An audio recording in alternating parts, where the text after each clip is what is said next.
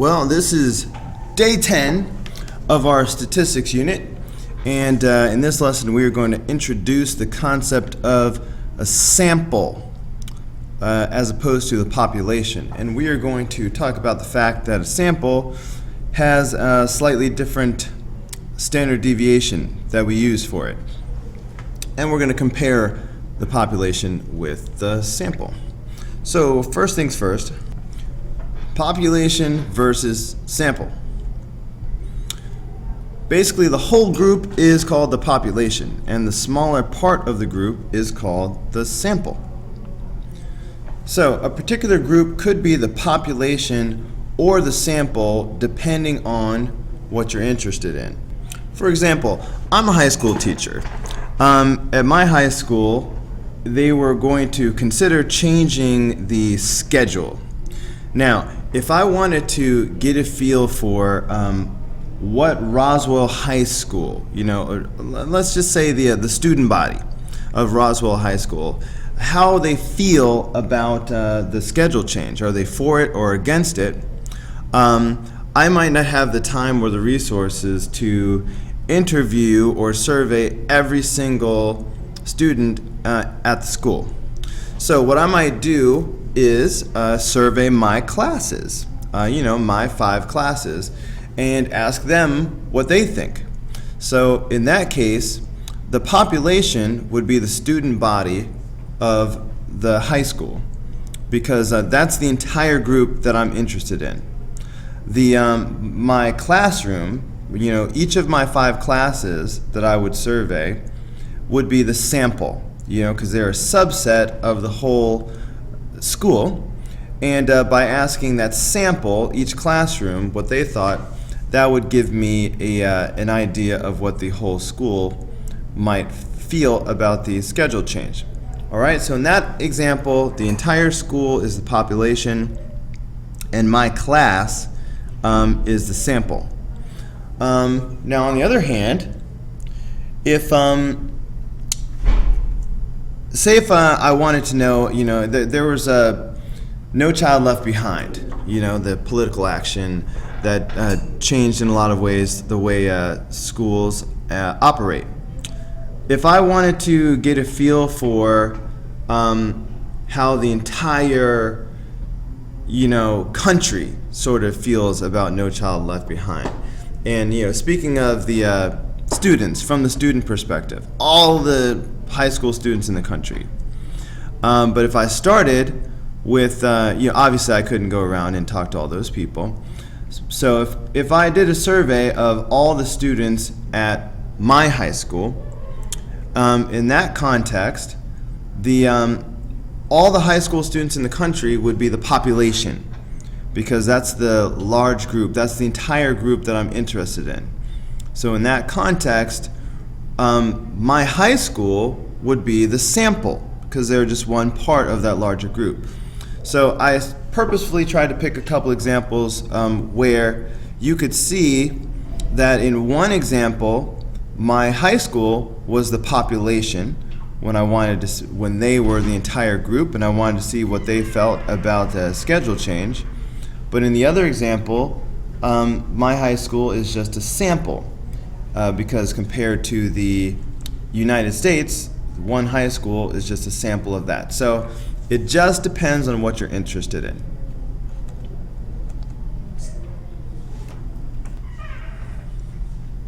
Okay, the standard deviation that we've been using so far is the standard deviation for populations. There's a slightly different standard deviation that we use for samples. So we've been using this sigma, lowercase sigma, to represent the standard deviation of a population. If it's a sample, we're just going to use S. So if it's a sample, the problem should say sample. If the problem does not specifically say sample, you should assume that they're talking about a population. All right, let's get back to the lesson. So 2 students want to know the number of DVDs owned by each student in their school. Okay, so the entire student body is the population here. Jake and Juan collect separate random samples. The population mean is 14.3 DVDs, with a standard deviation of about 6.7 DVDs. Compare the means and the standard deviation of the random samples to the population parameters. Okay, so this is Jake's sample and this is Juan's sample. So if we want to compare the sample with the population, and we're given the mean from the population, this is the population mean, and this is the population standard deviation. So we need to find the mean and the standard deviation of each one of these samples. So let's do that. Okay, so let's start with Jake's sample. So we're just going to take our trusty TI-30 XS multiview. I would reset if I were you. Okay, hit your data button, and we don't have frequencies, so let's just type this entire list into list 1. So we're just going to go 15, 3, okay, and I'm going to just keep typing these in off camera. Alright, so now I have typed all of these 25 numbers into list 1. Now we need to go ahead and find the sample mean and the sample standard deviation. So we can do that by hitting second data or second stat, whichever way you want to call it. Just hit enter. We did not do frequencies this time, so we'll just leave this as 1. Okay, so item number 2 here is the mean of it's the sample mean, so 13.84. Maybe I'll go ahead and write that down. Okay, so the sample mean is 13.84. You know what, maybe I'll type this. Okay, now the sample standard deviation. So be a little bit careful. In the past we've gone to item number 4 for the standard deviation. But now we know that this was the standard deviation of the population. And what we're dealing with now is a sample. So we do not want item 4. We want item 3, which is this S, okay, for the standard deviation of the sample, which is 7.48. Have to round it up, 7.48. Okay, so there is the standard deviation, the sample standard deviation. Alright, we will just do the same thing for Juan's sample. So I'm just going to go back to the calculator. I am going to clear this out. You don't have to reset your calculator just to clear a list. If you hit data, see how it says clear L1? If I just hit enter, it's gone. Just something to know. So I'm just going to type in all the data here for Juan, just like I did before. I will do that off camera though. Okay, so here you can see the last few numbers from Juan's data set sample. Once again, we will find the sample mean and standard deviation by hitting second data or second stat. Hit enter, enter a couple more times, so we get here. So the sample mean here is 16.23, have to round up. Okay, so 16.23, did I say 0.23?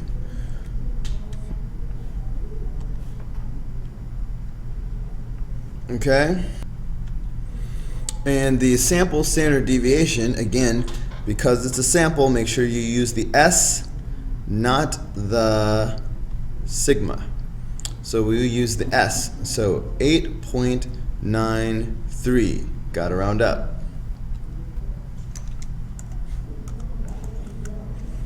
Alright, so we have the sample mean and sample standard deviation for both of these samples. Okay, now we're supposed to make a comparison. We're just going to, in this lesson, do the comparison for Jake's sample, and you could just understand that you could do the same thing for Juan's sample. So what we're going to do is we're going to compare Jake's sample with the population, okay, based on the mean and the standard deviation. So looking at Jake's sample, who has a higher mean? All right, so we are looking at the 13.84 is the mean of Jake's sample, and then the 14.3 is the mean for the population. So which is higher? Obviously, the population has the higher mean. So let's just write that down. And we are going to write our summary as 4 separate sentences. We're going to do 2 sentences for the mean and 2 sentences for the standard deviation. So for the mean, first we're going to state the facts, then we're going to say what that means. So the fact is the population has a higher mean than Jake's sample, 14.3 versus 13.84. Now we're going to say what that means in the second sentence. This means that the population typically has more DVDs than the people in Jake's sample.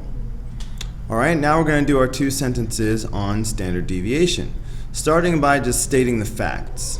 Okay, who has the higher standard deviation? All right, so we're talking about the population standard deviation, 6.7, as opposed to the sample standard deviation of 7.48. So it looks like this time the sample has the higher number. So we will just state those facts. So the Jake's sample, that was silly. Jake's sample has a higher standard deviation than the population, 7.48 versus 6.7. Now we need to say what that means. Remember that standard deviation is all about variation. Okay, a higher standard deviation means more variety, more variation. A lower standard deviation means more consistency, closer to being the same all the time. So let's write a sentence about variation. This means that the number of DVDs owned varies more in Jake's sample than it does in the population. All right, so that is the basic way you would compare a sample to a population. It's really the same way that we compared one group to another previously. If I wanted to compare one class to another class, I use this same format. But now, instead of one class and another class, we're comparing a sample group with the entire population. But it's really no different. All right, let's move on.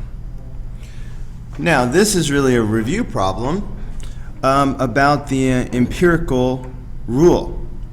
So we're going to need to draw a normal curve so we can use the empirical rule to make some predictions. First of all, this is a picture of how the empirical rule worked. If we have a normal distribution, meaning this bell-shaped curve pattern of the data, then we found out that if we put the mean in the middle, and then if we increased and marked off standard deviations one at a time. So each one of these lines is a standard deviation away from the mean in both directions. It would turn out that all these percentages would apply. The middle, if we go out 1 standard deviation, that's 68% of the data. 2 standard deviations, 95% of the data.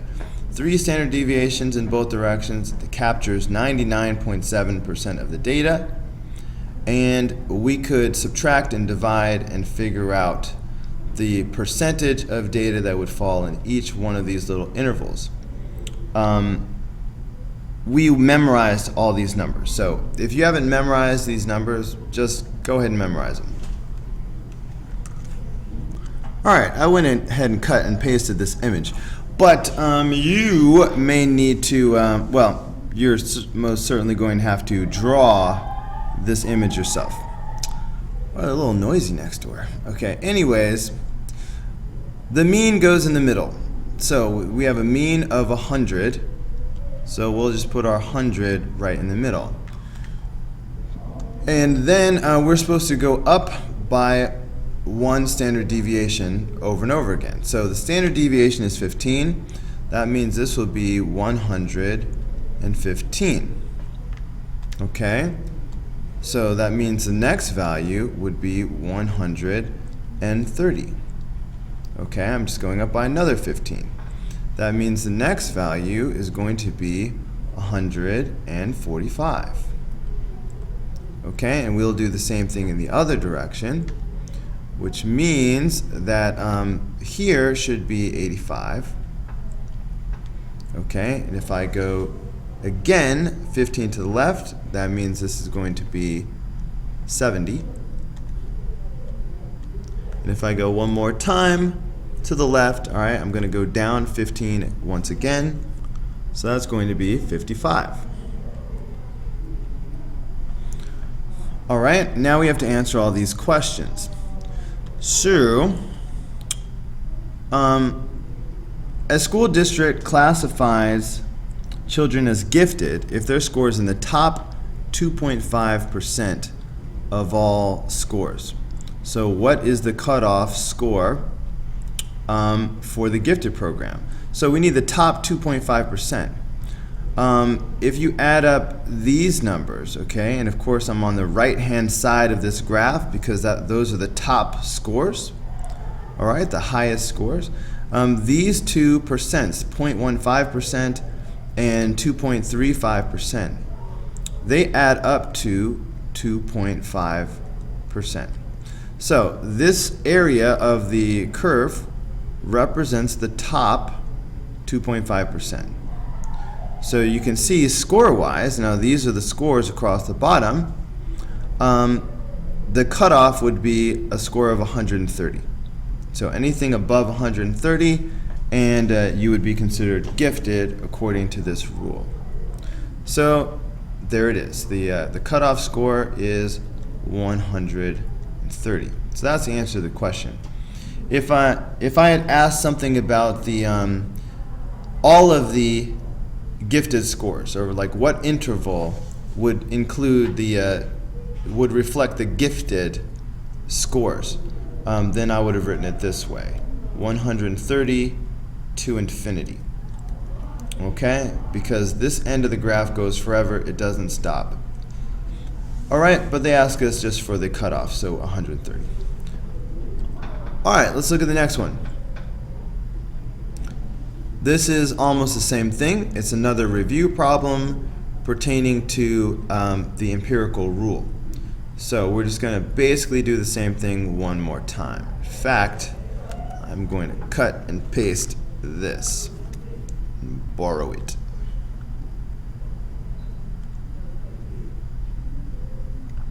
Okay, there we go.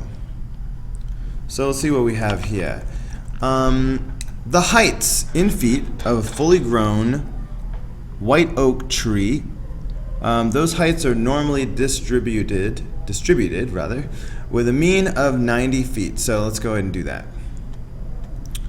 Okay, the mean is 90 feet, so I'll put that right in the middle.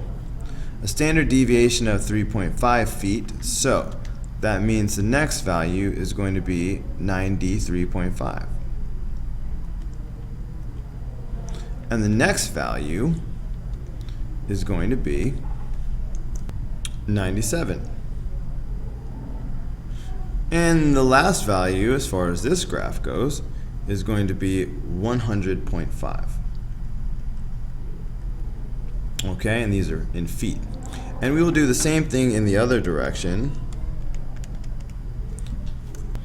All right, to go to the left, I will have to subtract the standard deviation of 3.5. So if I subtract 3.5, I'm going to get 86.5 right here. That's 86.5. If I subtract 3.5 again, I'm going to get 83.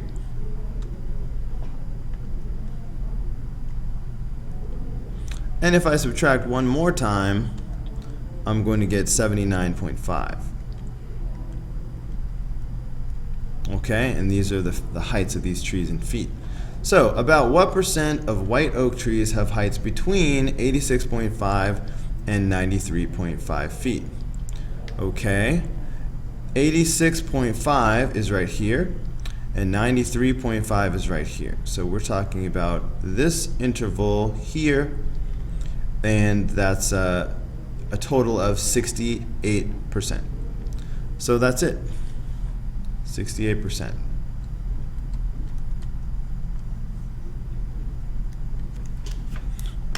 Okay. Number 4 is one more chance to practice the empirical rule once again. Another review problem. Alright, so this is yet another chance to practice our empirical rule. So we need to draw a normal curve. Bam! There it is. Now what? Let's see. It says the mean is 156. So there's my 156. And I'm going to do the thing with the standard deviation is 23. Okay, so I'm going to go, I'm going to add my 23s and subtract my 23s. Okay, so these are the numbers that you get if you do that. But I see a problem when I look at part A. It says what percent of the values are between 139 and 202? Now there's a way to actually do it with 139 involving something called z-scores, but we haven't learned that yet, and that's not what you're supposed to do. So this 139 should have been 133. All right, I'm going to mark this in red because that's my bad. Okay, so that should be 133. Make that change. So what percent of the values are between 133 and 202? Well, that interval from 133 to 202 is from here to here. That is, so this is 68%. All right, these two are 68% plus are 13.5. So if I add those up, what do you get? You get 81.5%. That's what you get. All right, what percent of values are between 156 and 202? All right, let me start that part of it over. So 156 to 202. So here's 156, here's 202. So we're really just going to add up these numbers right here, the 34 and the 13.5. And that is 47.5%. What percent of values are between 87 and 110? All right, 87 and 110. Well, that's just this one interval. And so it's right there. It's 2.35%. It's just one of the ones we memorized. We don't even have to add, man. 2.35%. What percent of the values are between 87 and 202? Okay, 87 to 202 would be from here to here. So we are simply going to add up all of these values from here to here. All right, if I add up all these values, look, as a shortcut, look at the values from here to here, because that is a number that we should have memorized. Because that blue that I just highlighted, that is 2 standard deviations in both directions from the mean. 1, 2, 1, 2. And do you remember what do you get if you do 2 standard deviations like that? That is 95% of the data. That's your 2 standard deviations in both directions. So all we really have to do is take that 95 and just add on this extra 2.35. And then that should be your answer. That's the quickest way to do it. Or you could add up all the numbers individually. All right, but guess what? These 4 definitely add up to 95. And then you still wind up just adding 2.35. So 97.35%. All right, that is it for number 4. All right, this is the last problem.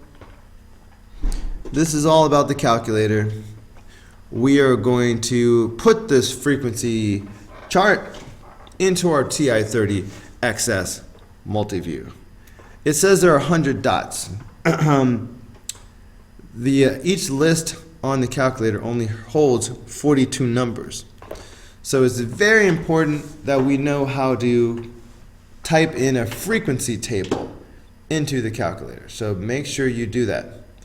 So understand that in between these numbers, see how we have 0, but we have 1, 2, 3, 4, 5, 6, 7, 8, 9, 10, 11, 12, 13, 14, 15, 16, 17. So actually, in terms of the dots that we actually have, the lowest dot is a dot representing 1, and the highest is 17. All right, the rest of these dots just represent frequencies. So all these dots is like 7, 7, 7, 7, 7, 7, 7, 7. These are a row of 7s. Okay, but we can put this in our calculator in the following way. So we're going to start off by typing in just one of each number. So we're going to simply type in the numbers 1 through 17. All right, because those are the only numbers that are here. So to the calculator. I'm going to reset my calculator. I recommend you do the same. So data. So in list 1, I'm just going to type in one of each type of number. So 1, 2, 3, 4, 5, 6, 7, 8, 9, 10, 11, 12, 13, 14, 15, 16, and 17. I think that was it. Let me look at the picture again. Yeah, 17 is the highest value. Now, in column 2 on my calculator, I'm going to put the frequency of each one of these things, how many of them there are. Column 2 will be, list 2 will be my frequency. So I might have to move this over. If I can I? I think I'll do my frequencies in blue. So 1s, there's 1 of those. 2s, there's 2 of those. There's 3 3s, 4 4s. There's 6 5s. There's 10 of these, 11 of these, 12 of these, 13 of these. All right, back down to 11 of these. So there's 9 of these. All right, 7 of these, 4 of these, 3 of these, 2 of these, 1 of these, and 1 of these. Okay, so those are my frequencies. All right, so my first 5 frequencies are 1, 2, 3, 4, and 6. All right, so 1, 2, 3, 4, and 6. So I'm at the 6s now. 6s, there's 10 of those. So 10, 11, 12, 13, and 11. 10, 11, 12, 13, 11. So 10, 11, 12, 13, and 11. That brings me to the 11s. The 11s, there's 9 of those. So 9, 7, 4, 3. 9, 7, 4, 3. That brings me to the 15s. So the 15s, there are 2 of those. So 2, 1, and 1.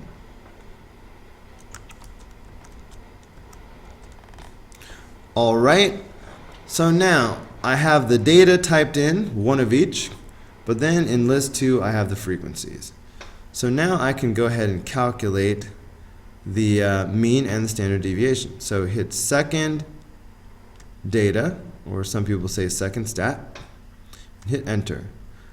Because we put frequencies in the second list, we need to tell the calculator that we did that. So come down to the frequency row and highlight list 2.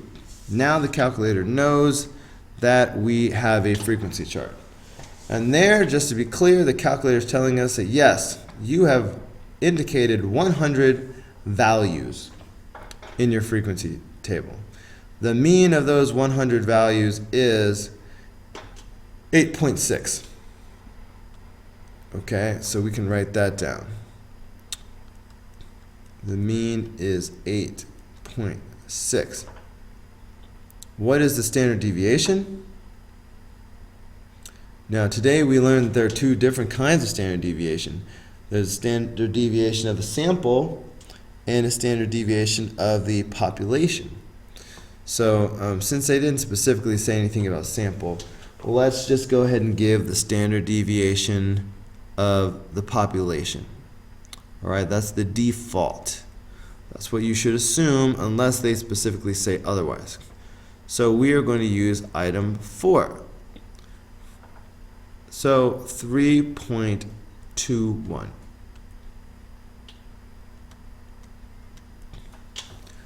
Alright, so that was a nice little review of a lot of the things that we've been working on with our statistics.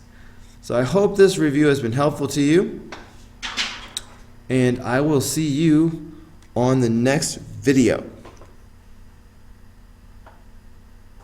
Wait, before I go, I want to quiz you on your variables. See if you can tell me what each one of these variables I'm about to show you represents. See if you can tell me before I say the answer. Alright, ready? Let's go. Name these variables. Alright, in statistics, there are several symbols that you need to be familiar with. Alright? This is the symbol for mean, but now I want you to be more specific. This is the symbol that we use for the mean when we're talking about sample mean. So this is the sample mean. There's a different symbol for the mean of the whole population.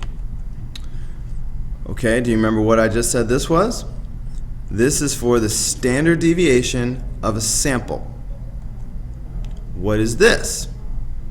That's standard deviation, but that's the standard deviation of a population. This is the symbol that we use. This is the lowercase Greek letter mu, and this is the symbol for the mean of a population. The mean of a population. Okay, this is, among other things, this is used for the sample size. Okay, so if you do a sample, if I'm using my class as a sample and there are 30 students in the class, then n would be 30. Now this is a new one. Okay, notice how it has the standard deviation symbol, and it also has the symbol for the sample means. If you know what each one of these symbols mean individually, you could probably put them together to know what this symbol means as one. This is the standard deviation of the sample means. The standard deviation of the sample means. Okay? Alright, there's a new formula that we're going to have to use. Well, hang on a minute.